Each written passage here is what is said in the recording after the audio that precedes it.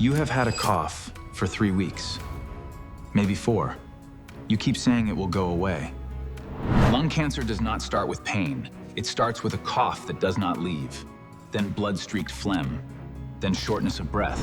Non-smokers get lung cancer too. It is the fastest growing cancer in young women who never smoked. The assumption that it only affects smokers is killing people. If your cough has lasted more than 3 weeks, ask for a chest CT scan, not an X-ray, a CT. X-rays miss 25% of early lung tumors.